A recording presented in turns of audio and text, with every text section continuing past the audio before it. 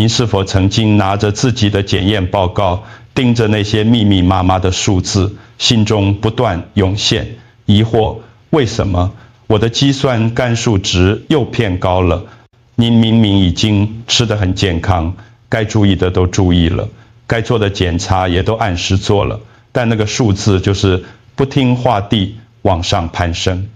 如果这个困惑曾经在您的脑海中盘旋不去，请您务必停下手边的事情，好好听我娓娓道来，因为我接下来要分享的内容，或许能够解释您最近腰部那股隐作痛的酸楚，那种无论怎么休息都挥之不去的深层疲劳感，或者是每次坐在诊间等待医师回电时，内心深处那股无法言说的焦虑与不安。我是韩医师，在肾脏科领域已经执业超过20年。今天我要郑重提醒大家一个残酷的真相，这是一个多数人直到为时已晚才恍然大悟的危机。事实上，肾脏损伤是一个极其狡猾的敌人，它很少会在早期就出现明显的警讯。相反地，它通常始于那些看似微不足道的日常选择，那些您已经信任多年、看起来完全无害，甚至被誉为健康食物的选项，却在您毫无察觉的情况下，一点一滴地让您的肾脏负荷超载。在我多年的临床门诊经验中，最让银发族长辈们感到震惊的事情是，有些被大众媒体推荐为超级食物的所谓健康食品时，际上却会让您的血钾浓度升得又快又急，而且整个过程极其隐蔽，导致您的肾脏在您感觉到任何身体不适之前，就已经默默地陷入困境。如果您现在已经做好心理准备，想要真正了解自己身体内部的真实运作状况，并且希望在健康被一点一滴蚕食殆尽之前，及时踩下刹车，那么请您深深吸一口气，让我们一起深入探讨这个攸关您生命品质的重要课题。让我们从一种外表看起来温柔可爱、吃起来甜美、绵密的热带水果开始谈起，那就是人参果。我永远记得住在台南的林奶奶，今年75岁，是一位个性慈祥和蔼的可爱长辈。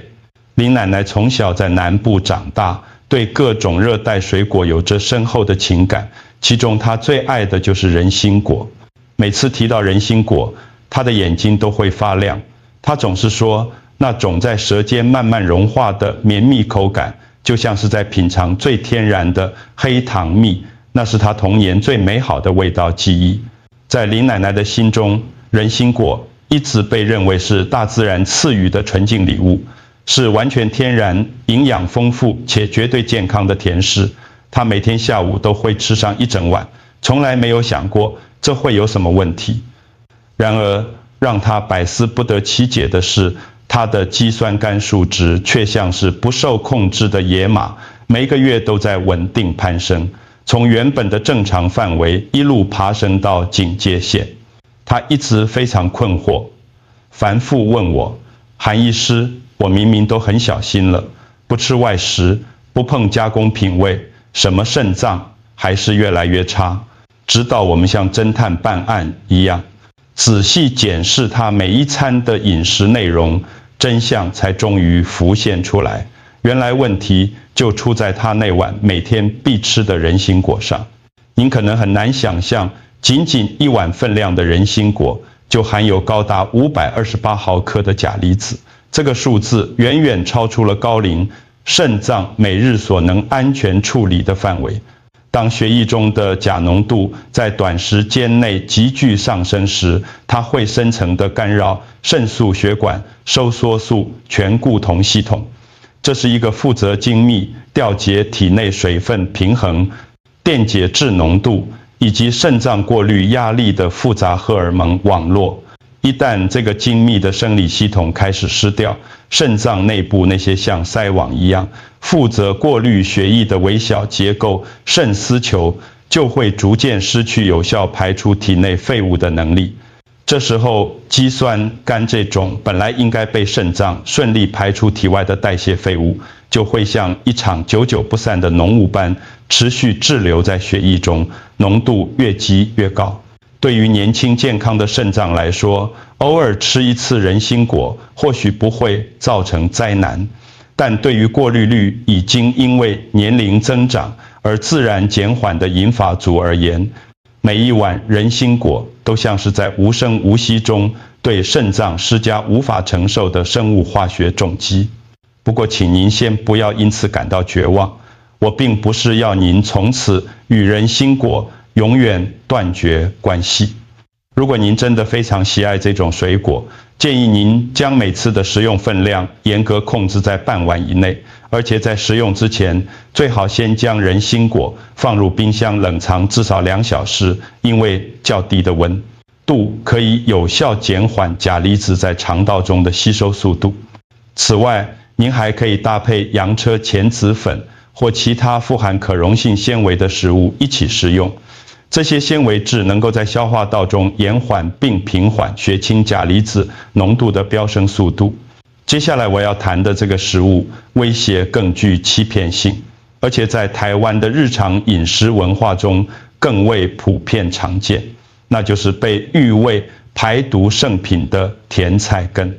我永远不会忘记罗先生，他是一位今年72岁的退休电机工程师，一辈子都过着极其规律的生活。每天清晨6点，钟罗先生准时起床后的第一件事，就是在客厅做30分钟的伸展运动，接着走进厨房，用他心爱的高速搅拌机打一大杯色泽鲜红的甜菜根综合奶昔。他在各大健康节目中看到无数专家背书，深信这是开启一天最健康的方式。罗先生不抽烟，不喝酒，每周固定去公园快走5次，生活作息简直可以当作银发族的健康典范。然而令人百思不解的是，他的肌酸酐数值却像是完全不讲道理般，月复一月地持续攀升，完全没有停止的迹象。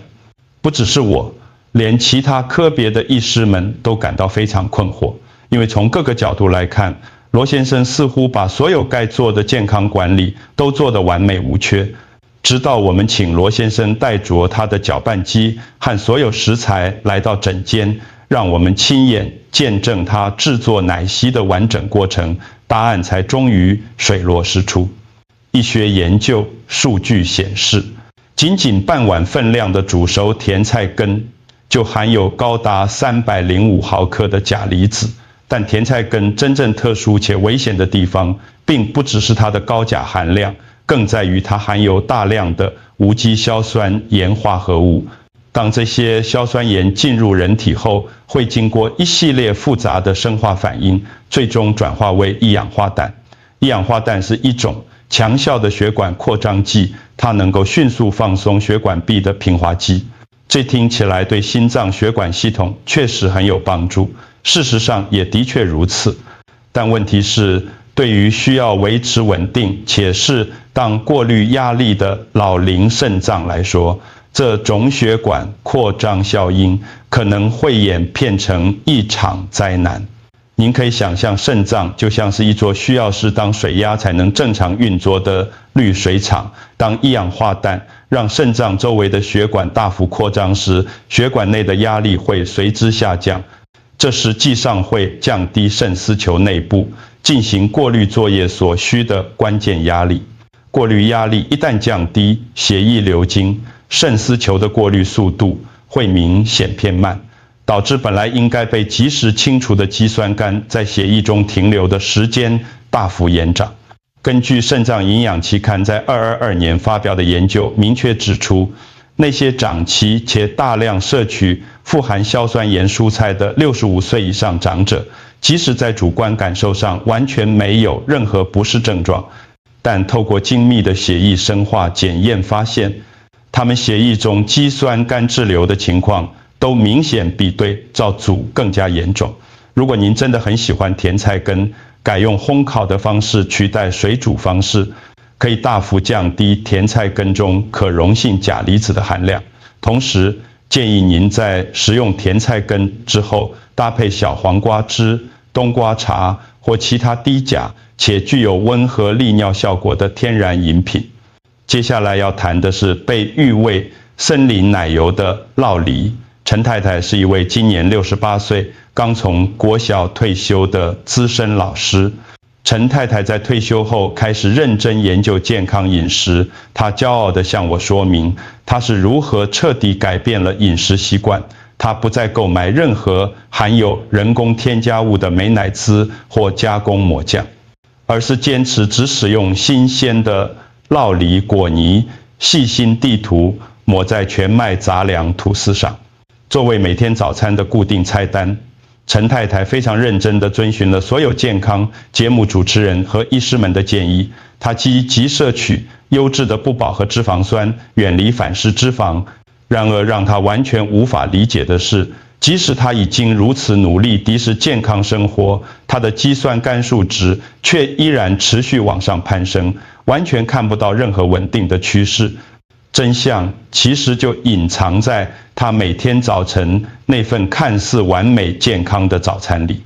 医学营养分析数据显示，一颗中等大小、大约200克重的酪梨，其中含有的钾离子浓度高达975毫克。这个数字几乎已经接近老年人肾脏每日建议钾摄取限量的1半份额。如果您每天早上都吃一整颗酪梨，那么您等于在一餐之中就用掉了全天1半的钾配额。除了令人啧舌的高钾含量之外，酪梨还含有一种特殊的植物性化合物，叫做贝塔谷固醇。这种植物固醇在心血管保健领域确实扮演出正面角色，它能够有效降低血液中的坏胆固醇浓度。但问题是，当贝塔谷固醇进入肾脏系统后，它可能会干扰并破坏肾源细胞周围那层极其重要的脂质保护层。一旦这些细胞膜受到过度压迫，过滤效率就会变得迟钝缓慢。哈佛大学公共卫生学院在2023年发表的研究报告明确指出，60岁以上的老年人如果摄取过多的植物固醇，可能会导致肾脏之质代谢模式发生改变，进而引发蛋白尿的出现。如果您真的很喜欢酪梨，建议将每次的食用分量严格控制在1/4颗以内，并且在食用时挤上一些新鲜的柠檬汁。接下来这个潜在危险更是让许多注重健康的朋友们措手不及，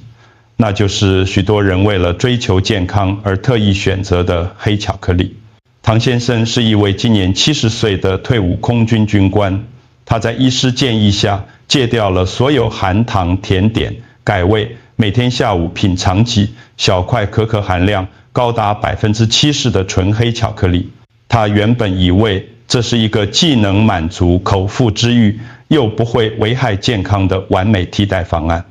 然而令唐先生感到不解的是，虽然他的血糖控制得很好，体重也维持得很稳定，但他的肌酸酐数值却呈现出微幅但持续稳定的上升趋势。医学营养数据显示，仅1盎司，也就是大约28克的黑巧克力就含有大约158毫克的钾离子，但黑巧克力真正需要警惕的成分并不只是钾，而是一种叫做可可碱的生物碱化合物。您可以把可可碱想象成咖啡因的亲戚，两者在分子结构上非常相似，都属于甲基黄脯磷类化合物。可可碱能够刺激中枢神经系统，让人感到精神振奋。但问题在于，可可碱进入体内后，主要需要依靠肾脏来进行代谢和排出。在老年人的肾脏系统中，可可碱会与肌酸酐在肾小管中竞争使用相同的排出通道和转运蛋白。您可以想象，这就像是在高速公路的收费站前，两种不同的车辆都想通过同一个匝道。当两者同时挤在同一个狭窄的出口时，必然会发生塞车和延迟的情况。在这场竞争中，肌酸酐往往是被排挤、被延迟排出的那一个。欧洲食品安全局在2021年发表的研究报告中发现，那些每天摄取较多可碱的65岁以上长者，在短短3周内，他们血清中的肌酸酐浓度就出现了显著的增长。建议选择可含量低于75%的版本，并且搭配1小杯温热的鲜奶一起食用。接下来要谈论的是台湾家庭餐桌上最常见的食材番茄，特别是经过浓缩处理的番茄制品。马大姐是一位今年65岁，刚从护理师工作岗位退休的资深医护人员。她非常喜欢在家利用新鲜的牛番茄和市售的番茄糊来熬煮各种意式酱汁和汤品。她一直认为这种做法既天然养生又美味可口。然而，医学营养分析数据带来了一个令人震惊的事实：一碗分量大约300毫升的浓缩番茄酱，其中含有的钾离子浓度可能高达900毫克，甚至更多。更重要的是，番茄中含有大量的茄红素，这种强效抗氧化物质。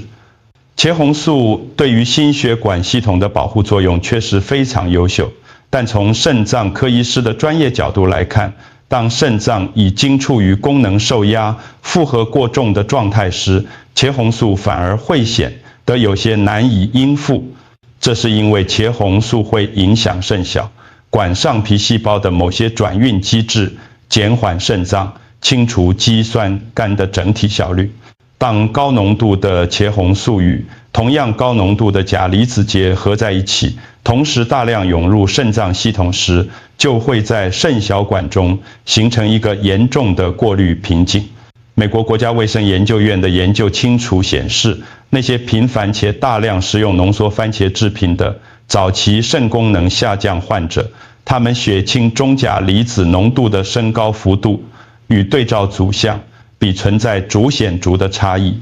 建议尽量改用新鲜的生番茄，并用低钾蔬菜熬煮的清淡高汤来稀释番茄酱汁。接着，让我们把目光转向每天早上无数台湾人都会摄取的国民水果香蕉。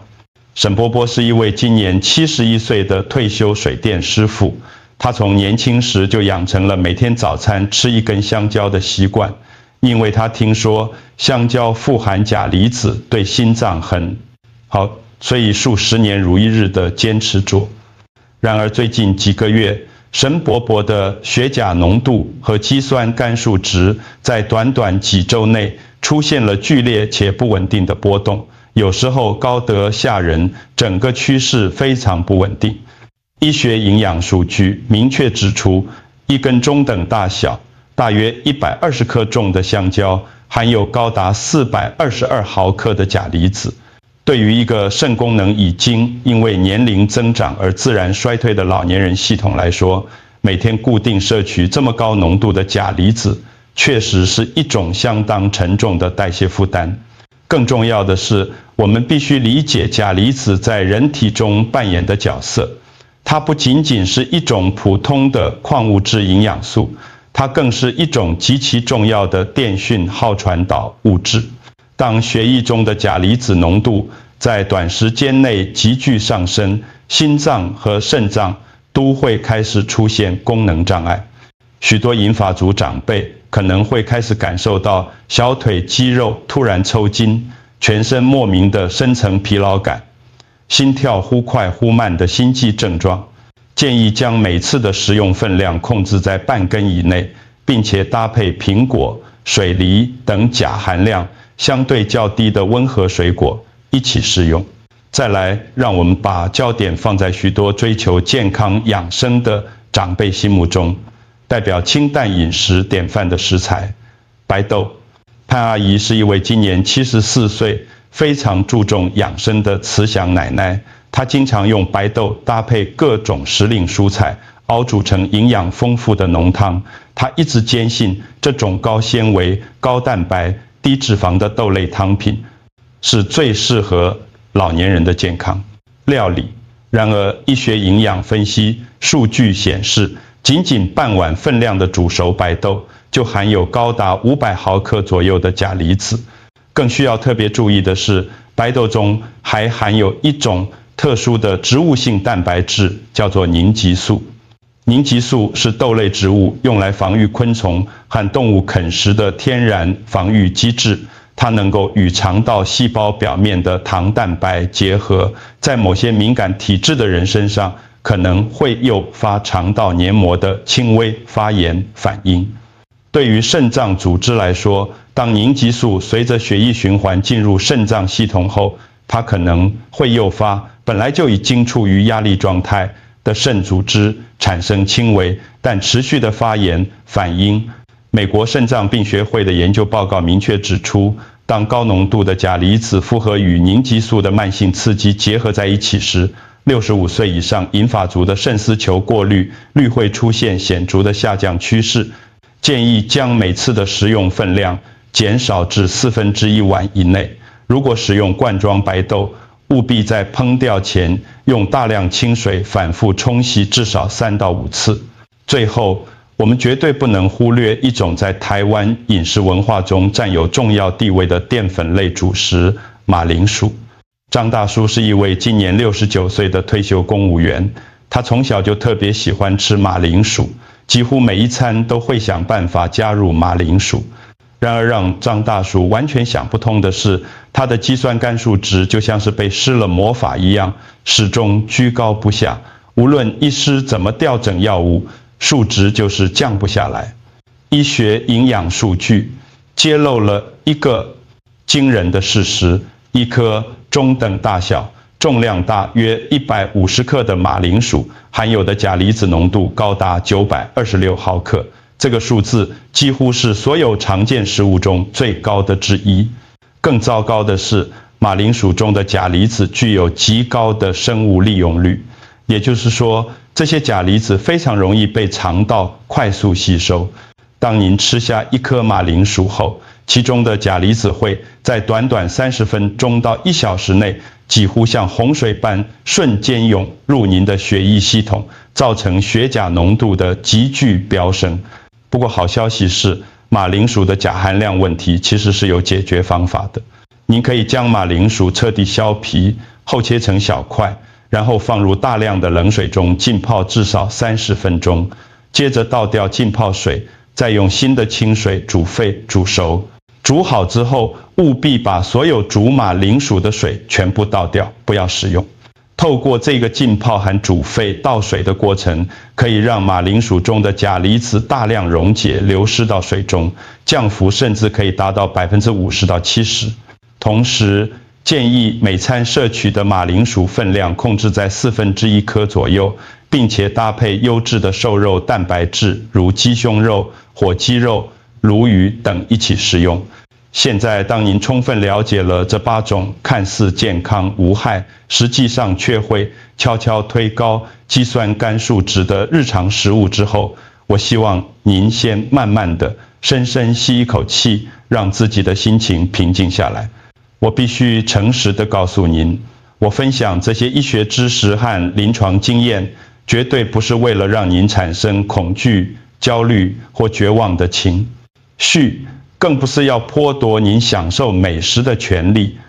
相反地，我真正的目的是要赋予您掌控自己健康的能力和信心，让您拥有足够的知识和智慧，能够在面对各种饮食选择时做出最有利于身体的明智决定。